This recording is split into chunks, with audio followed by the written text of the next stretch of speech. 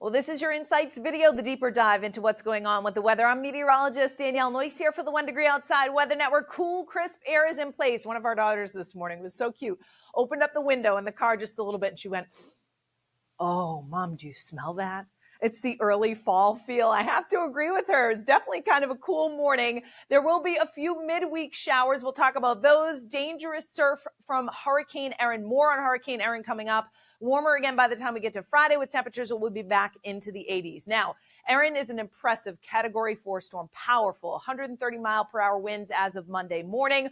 Will continue to remain a major hurricane through the middle part of the week, splitting between Bermuda and the Outer Banks. That being said, she is such a large storm that some of the outer bands of Erin are likely to impact the Outer Banks here, along with some tropical storm force wind gusts. Think at that point, she's a Category 2 hurricane Wednesday night with 110-mile-per-hour winds sitting offshore. She will continue to take a curve off to the northeast, passing well south and east of New England. That said, when I show you in just a second how big of a storm she is, you're going to notice that some of the outer bands of clouds will impact us. We may get a couple of strong wind gusts on Nantucket, like tropical storm force. Nantucket, we're used to strong wind, right? But the biggest issue up and down the eastern seaboard is going to be for life-threatening rip currents and dangerous surf. These are the predicted wave heights. Right outside of her center, there are 30 to 50-foot waves. And the deeper reds and purples you see here indicate the highest surf just outside of the storm. But she is so strong that the impacts of that wave and the swell that builds out ahead of her, keep in mind around a hurricane, around low pressure, you get that counterclockwise spin, building the waves. So along the south coast of New England, as early as Tuesday, tomorrow, and Wednesday, we see building waves about 5 to 10 feet. And then we're talking about 10 to 20-foot waves just offshore, closer to the coast, breaking waves here at home and up and down the East Coast. That will be a major concern this week. By the time we get to Friday, still talking about 20 to 40-foot seas offshore. This is a life-threatening storm for our marine community.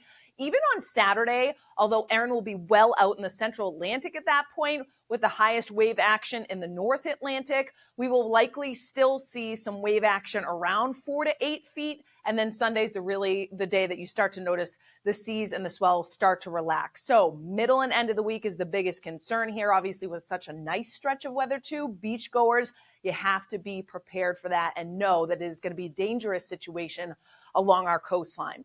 You can get more as a member. We've got 4 different membership tiers. The beach boating, nearshore, offshore forecast, tropical discussion is updated 3 times a week. All the info you need is at membership.onedegreeoutside.com. In the meantime, we had a couple of showers and thunderstorms yesterday. This is the past 48 hours, although it's really yesterday that we had some of this action. Trace of precipitation, not much. But do you see these little areas where we did pick up a little more? Rockland, Bangor, notice about 3/4 of an inch of rain. We could use some rain, and there's not much in the forecast. Now, upper level energy, the pattern here, you saw big ridge in the central and southern United States, the ridge out in the Atlantic, and that little weakness in between. So there's Erin, that allows it to kind of curve in between the two. For us, we do have these little pieces of shortwave energy that come in, these little reds and yellows. So it's not an organized area of low pressure or anything like that, but there may be a couple of showers that develop because of this little atmospheric energy that's coming by during the day on Wednesday. It is not a washout. It is not a day that's going to be ruined by rainfall. There will be some pockets of rain in northern New England. I'll show you that in a second. And that will swing through. Notice whenever I show you this map, there's, yellows and oranges representing that energy. It's very rare that we get these deeper purples and blues. Just shows the amount of energy with Erin, as she will still be off to our south through the middle and end of the week. So what does it mean for us here at home day by day? High pressure's in control. Tomorrow looks like a blend of sun and clouds. There may be a stray shower in western New England by the time we get to tomorrow evening and night. That's as warm and more humid air is trying to push in, but it stays off to our south and west. So Wednesday, it'll be clouds, breaks of sun. I can't rule out a stray shower. Again, I don't think it's a cancel your plans type of day, although notice in northern Vermont, New Hampshire, and Maine, there will be some pockets of rain. So I would have the umbrella on standby or the raincoat or the hood to pop up for some of these showers that do come in. Couple in central and southern New England by the time we get to the evening. Here are some of the high, thin clouds out ahead of Erin that will impact southern New England, kind of give that filtered, milky appearance to the sky during the day on Thursday. New area of high pressure building in. Again, the big story going to be the wave action and the surf. Otherwise, Skies clear out, the storm passes by, and actually it's a fairly quiet and pleasant end to the week. Low humidity each day too. Temperatures below average, running in the 70s right on through the middle part of the week. And that includes tomorrow. Wind, by the way, won't be as strong tomorrow. It's gusty out there today, about 10 to 15 miles per hour. Few gusts near 20 at the coastline. Temperatures running in the 70s, warmest inland. So a very pleasant day, just slightly cooler than average here for August. By the way, very comfortable nights for sleeping with the low humidity in place. Overnight lows generally running in the 50s for our Tuesday night. Wednesday, back into the 70s, although hold on a sec, northern New England, we've got some 50s and 60s. And some of that has to do with the thicker clouds and those spotty showers that I showed you that show up. So when you're underneath some of those showers, it will definitely be cooler. We may be able to sneak into the lower 80s in southwestern New England. Wednesday night, widespread 50s to around 60s. Again, variable clouds.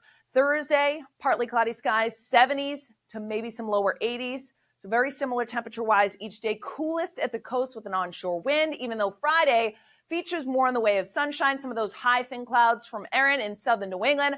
We still go 75 to 80 in most areas, 70 to 75 on Cape Cod. So we'll keep you posted on it all. Did you know you can track the tropics right on our app? On the interactive radar, one of the overlays is the tropics. So check that out. Our app is free, 5 stars. App Store and Google Play. You can just search Noises 1 degree outside weather. All the info you need on how to best use our app is at app.onedegreeoutside.com. Don't forget our merchandise, t-shirts, umbrellas, hats, gift cards, bibs, you name it, all at swag.onedegreeoutside.com.